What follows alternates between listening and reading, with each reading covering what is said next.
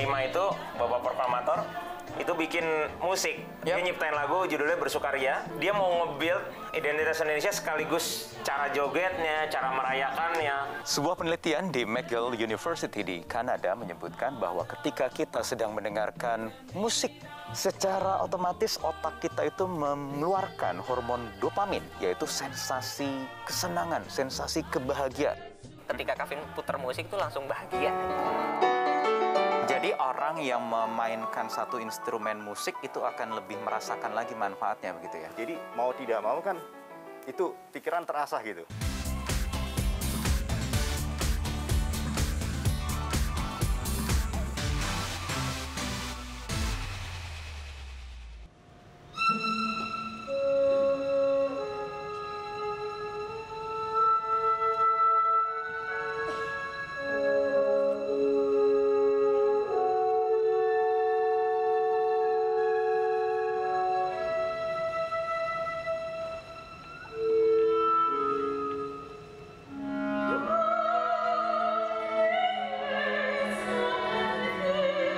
Sebuah penelitian di McGill University di Kanada menyebutkan bahwa ketika kita sedang mendengarkan musik kesukaan kita tentunya, apalagi seperti saya ketika menonton konser musik seperti ini, secara otomatis otak kita itu mengeluarkan hormon dopamin, yaitu sensasi kesenangan, sensasi kebahagiaan, seolah-olah melupakan masalah yang ada selama ini karena kita terbawa suasana yang gembira.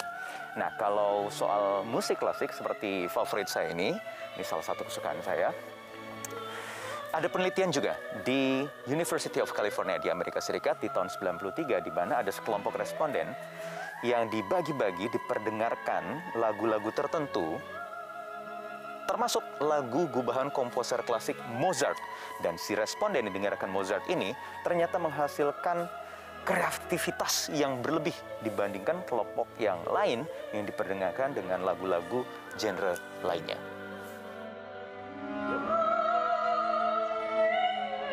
Sejak itulah kemudian muncul istilah Mozart Effect. Ada persepsi bahwa ketika orang diperdengarkan atau mendengarkan lagu-lagu Mozart, itu bisa bertambah tingkat kecerdasannya, intelijensianya. Bahkan saat itu juga membuat kaset-kaset, CD, laserdisc, masih ingat laserdisc di tahun 90-an, dan juga bahkan plat piringan hitam, lagu-lagu Mozart itu laris manis terjual. Meski efek Mozart sangat populer, penelitian lebih lanjut menunjukkan bahwa musik jenis lain pun ternyata berdampak positif bagi pendengarnya. Musik yang cocok dengan selera kita juga berguna untuk melatih otak.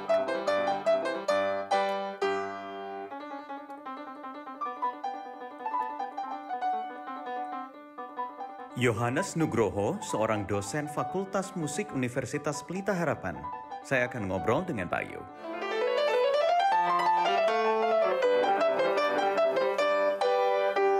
Mau lagi juga boleh, sampai selesai. Pak Yo, apa kabar? Baik-baik. Atau relasinya sebenarnya apa musik dengan intelijensia seseorang? Saya kasih contoh di boleh. Langsung. Coba lebih mendengarkan ke apa yang tangan kanan saya akan lakukan. Di sini tangan kanan berfungsi sebagai hiasan ya.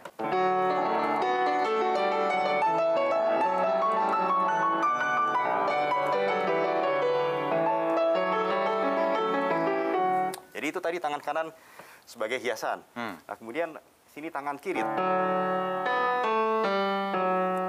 Kan jadi nggak sendirian sekarang, ada teman.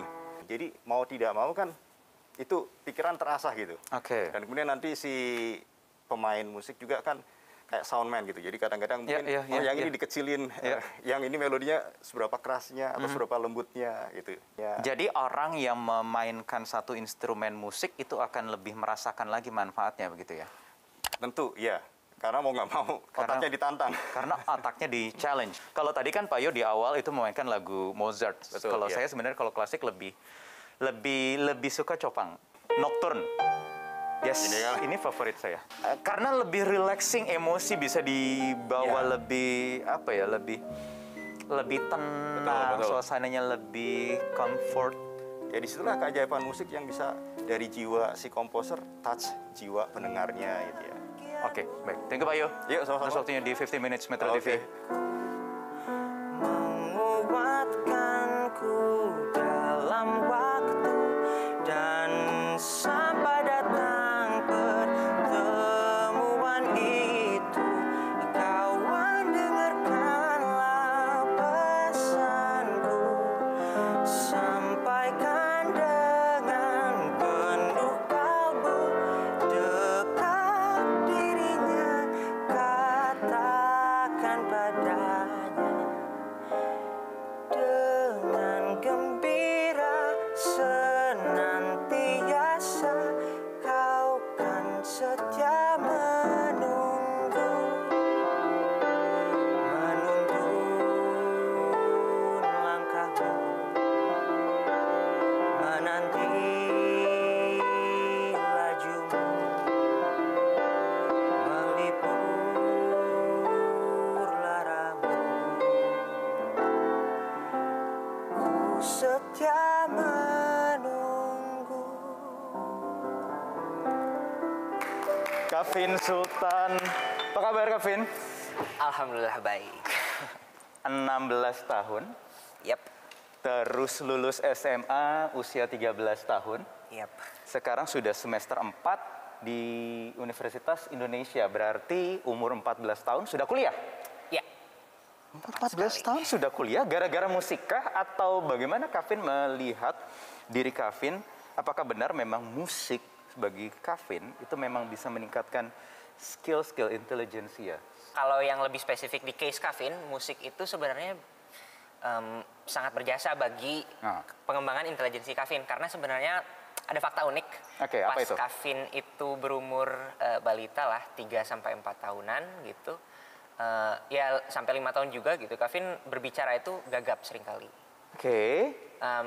Biasanya sih kalau menurut spekulasi orang tua ya, itu otaknya lagi mikir A, Ya. terus beralih ke B, mulutnya belum sempat berbicara atau bercerita soal A. Ya, otaknya kecepatan tuh mikirnya. Jadi ada delay. Ya, ada delay jadinya. Akhirnya suatu ide brilian yang dicetuskan oleh ibu saya, dia mengusulkan bahwa kenapa nggak kita lesin nyanyi aja. Apa sih yang ada di kepala Kavin? Gambaran isi otak Kavin ketika main? Kalau melihat suasana yang baru, melihat tempat yang baru, Kavin bisa gambarkan ini dengan lagu seperti apa gitu. Tapi sebenarnya itu sangat berpengaruh terhadap meningkatkan mood Kavin. Jadi sebenarnya mood ya di situ. Iya, unggulnya di situ sih. Ketika Kavin putar musik itu langsung bahagia aja. Pertanyaan terakhir Kavin, yang ada di top of mind-nya Kavin, lagu kesukaan Kavin apa? Pokoknya selalu kepikiran main lagu itu tuh bikin senang banget, lagi mood lagi nggak enak, main lagu itu enak. Lagu andalan bisa jadi, andalan tanda kutip bisa jadi itu Fly Me to the Moon, karena dari kecil Frank Sinatra. Ya, karena dari kecil selalu dilatih. Gapnya jauh banget loh Frank Sinatra sama Kavin loh, tapi bisa musikalitasnya itu dia ya. How does it go again? Aku jadi agak lupa. Saya jangan nyanyi ya, kalau saya nyanyi nanti berantakan, bubar acaranya sebelum selesai. Fly me to the moon and let me play among the stars. Let me see what spring is like on Jupiter and Mars. In other words, hold my hand. In other words, darling, kiss me. Thank you Kavin. Sukses terus ya kuliahnya ya, dan juga karirnya. Abis ini mau konser soalnya. Tetap di 15 Minutes. Sekarang saya ada di tempat teman saya, Arya, yang menjadikan basement rumahnya menjadi listening bar. Tempat untuk mendengarkan musik secara maksimal. Diambil saripatinya, manfaatnya. Tidak hanya untuk urusan intelijensia saja, tetapi musik ini buat seorang Arya punya efek untuk healing. Ada pengalamannya yang akan saya tanyakan. Yuk. Mas Arya, apa kabar? Kabar baik. Thank you banget udah boleh datang ke listening bar. Iya, sama-sama. Gue baru masuk, lagunya baru mulai aja, tapi udah nggak mau pulang kayaknya. Enak, benar-benar bisa menikmati, beda kayak di club atau di coffee shop yang lain ya. Sebenarnya apa sih sebenarnya listening bar? Kenapa listening bar? Kenapa gue juga judulin listening bar? Karena memang gue kepengen berbagi di sini pengalaman gue tentang seberapa penting benar-benar dengerin musik itu menjadi yang utama. Jadi duduk sejenak, meninggalkan semua hal dan untuk dengerin musik, getting connected again sama soul-nya musik gitu. Apa yang lo rasain dari musik? Bisa dapat apa aja advantage-nya? Yang jelas sih satu tentang soulnya musik ya. Oke. Nah karena mungkin kalau orang ngelihat gini, musik itu kan intangible ya. Jadi dia tuh nggak bisa, musik tuh nggak bisa dipegang, kadang-kadang juga nggak bisa diukur. Oke. Tapi kita bisa ngerasain. Sama kayak kasih sayang ya. That's it. Kalau misalnya bicara soal musik, dari tadi itu gue ngebahas soal musik hubungannya dengan kecerdasan, intelijensia seseorang. Itu ada fakta, ada hubungannya gitu kan, karena udah ada riset banyak melakukan. Tapi lo tadi gitu kan buat relaksasi, buat healing. Lo ada pengalaman juga musik untuk terapi untuk healing? Ada. Jadi dulu gue waktu sebelum pandemi itu tuh gue punya kegiatan sama istri. Kebetulan gue sama istri itu punya hobi juga, kita musik selektor. Jadi kita pakai 2 turntable sama mixer kayak gini. Terus sama ada satu lagi pakai gramafon elektrik. Jadi gramafon itu nanti musik-musik sebelum era tahun 1955. Terus ada satu panti jompo, itu ngebuka kesempatan buat gue sama istri gue memutar musik untuk mereka-mereka yang umur 60 ke atas di sana. Di panti jompo. Di panti jompo, hasilnya? Nah, kebanyakan ternyata di panti jompo itu banyak yang umur 80 sama 90. Nah, waktu pas, yang mereka udah hidup sendiri kan. Nah, waktu pas gue lagi muter musik itu, tiba-tiba banyak ternyata yang di situ yang udah lupa ingatan. Jadi kalau diajak ngomong, habis 10 menit, and then dia udah nggak ingat lagi, sebelumnya dan ngulang gitu.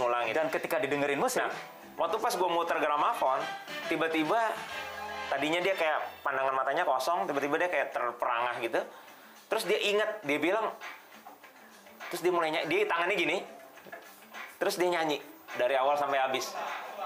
Nah, di situ ternyata ada satu petugasnya yang langsung nyamperin, ngelihat momen itu, kaget gitu. Kok dia bisa hafal nih lagu gitu. Akhirnya aku ajak ngobrol, tanya, apa yang diingat Ki gitu. Dia bilang, aku ingat waktu aku umur 7 tahun, aku diajak bapakku untuk ke bioskop, dan waktu itu aku sama bapakku bernyanyi lagu ini.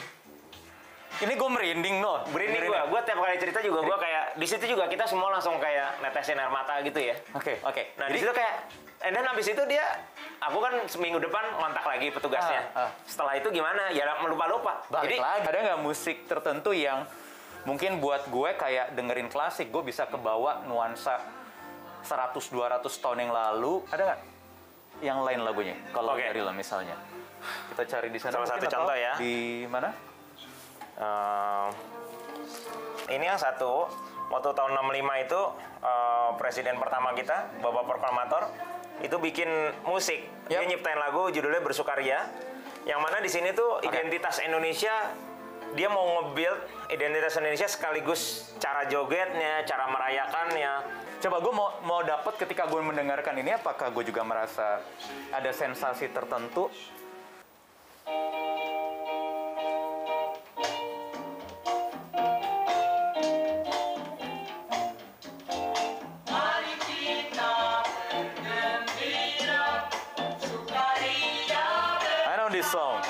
Sering dengar, pernah dengar lagu ini, tapi juga baru tahu ternyata yang menciptakan Bung Karno. Dan ketika gue dengar lagu ini kayak terasa balik lagi, dibawa ke tahun 50-60-an ya? 65, iya kan? Dan ini menarik kalau dengerin liriknya. Tukang sayur nama si Salim, menjualnya ke jalan Lembang. Indonesia anti nekolin, para seniman turut berjuang. Jadi dia pengen ngajakin orang-orang Indonesia untuk menyadari kalau negeri kita tuh kaya. Negeri kita tuh, jadi gini, berpatok tuh jangan ke luar negeri. Negara kita tuh udah punya segalanya. Tapi dengan sukaria. Betul. Ngomongin ideologi sebenarnya gitu kan, politik. Betul. Tapi fun, ada rasa yang memicu gue jadi lebih... Atau mungkin gue bisa lebih kreatif lagi, gue boleh duduk di sini. Boleh. Silakan. Cari-cari ide segar buat liputan 15 minutes yang lain ya. Thank you Mas Arya ya. Thank you banget. Lagi di 15 minutes minggu depan. Bye-bye. Metro TV